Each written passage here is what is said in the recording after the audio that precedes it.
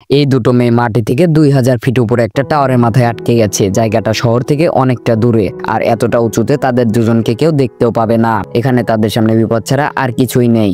এই মেয়েটার নাম বেকি, আর এটা তার বান্ধবী হান্টার। আসলে তারা এখানে অ্যাডভেঞ্চার করতে এসেছিল, কিন্তু এই টাওয়ারটা এতটাই পুরনো যে এই মই বেয়ে ওঠার সময় একটা স্থান থেকে ছোট্ট একটা নাট খুলে পড়ে যায়, যেটা তারা প্রথমে খেয়াল করেনি। কিন্তু সেই জায়গায় যখন নিচে নামতে যায়, ঠিক তখনই স্টিলের মইটা ভেঙে যেতে শুরু করে। বেকির ভাগ্য খুবই ভালো ছিল, কারণ নামার সময় তারা একে অপরের সঙ্গে দড়ি বেঁধে রেখেছিল। এ কারণে দুজনের দুর্ঘটনার সময় প্রাণে বেঁচে যায়।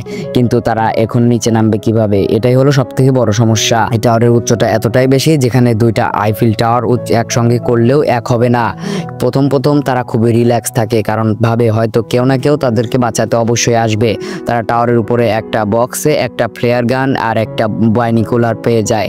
সময় মতো এটাকে ব্যবহার করতে হবে। কিন্তু এভাবে দুষ্টুমি করতে করতে অনেকটা সময় পার হয়ে যায়। কেউ তাদের সাহায্য করতে আসে না। তারা যতক্ষণ নিচে ছিল তখন তাদের মোবাইলে নেটওয়ার্ক ছিল, কিন্তু এতটা উপরে আসার সঙ্গে সঙ্গে নেটওয়ার্কটা অফ হয়ে যায়। তারা অনেকের কাছে সাহায্যের মেসেজ পাঠায়, কিন্তু কেউ তাদের নেটওয়ার্ক না থাকার কারণে সেগুলো সেন্ড করতে পারে না। তারা প্রথমে দড়ি দিয়ে মোবাইলটা বেঁধে নিচে ঝুলিয়ে দেয়, কিন্তু তাতেও কোনো কাজ হচ্ছিল না। তখন হান্টারের মাথায় একটা আইডিয়া আসে। সে নিজের জুতা খুলে সেখানে মোবাইলটা সুন্দর করে সেট করে দেয়, সেটা নিচে ফেলে দেয়। হয়তো যে মোবাইলটা নিচে পড়তে পড়তে মেসেজগুলো পৌঁছে যাবে, কিন্তু তারা বাইনোকুলার দিয়ে দেখে মোবাইলটা নিচে পড়তে সাথে সাথে ভেঙে গেছে। এটা দেখে তারা হতাশা হয়ে যায়। আর তারা ঠিক সন্ধ্যার আগ মুহূর্তে হঠাৎ বাইনোকুলার হান্টার দিয়ে দুইজন লোককে দেখতে পায়। তাদের দেখে তাদের প্রথমে আশা ফিরে আসে, কিন্তু এত উপর থেকে সাহায্যের ডাক তাদের কান পর্যন্ত পৌঁছাবে না। তাই তারা রাত হওয়ার অপেক্ষা করতে থাকে। রাতের বেলা সেই দুটো লোককে উদ্দেশ্য করে তারা ফ্লেয়ার গান ছুড়ে, আর ভাগ্যক্রমে সেই লোকগুলো সেটাকে দেখতে পায়। তবে দেখতে পেলেও তাদের কপাল খুব একটা ভালো ছিল না, কারণ এই দুইজন লোক ছিল আসলে চোর। তারা তাদের এরকম বিপদ দেখে উল্টা তাদের বিপদের সুযোগ নেয়। তারা বেকি আর হান্টারে গাড়ি নিয়ে পালায়।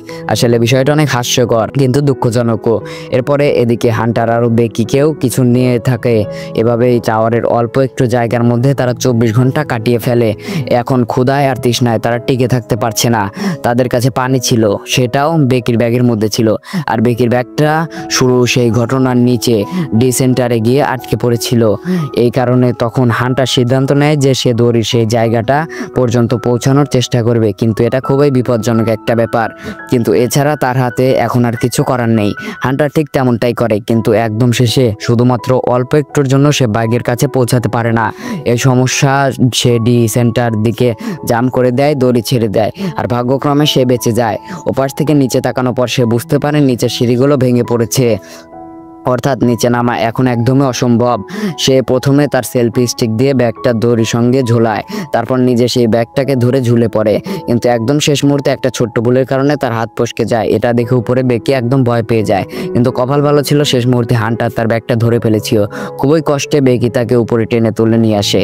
তার সেটার মধ্যে থাকা ড্রোনের মধ্যে একটা সাহায্যের নোট লিখে শহরের দিকে পাঠিয়ে দেয়, কিন্তু মাঝপথে ড্রোনের ব্যাটারি শেষ হয়ে যাওয়াতে সেটাকে আবারও ফিরিয়ে আসতে হয়।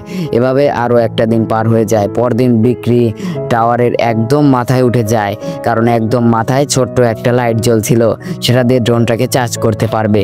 খুবই কষ্টে অর্ধেকটা চার্জ করলেও একটা সময় বাজ পাখি তার উপর আক্রমণ করে। এতে তার ব্যাগটা নিচে পড়ে যায়, কিন্তু হান্টার সেটাকে ধরার চেষ্টাও করে না, যার কারণে বেকির নিচে এসে তার উপর অনেক রাগারাগি করতে থাকে।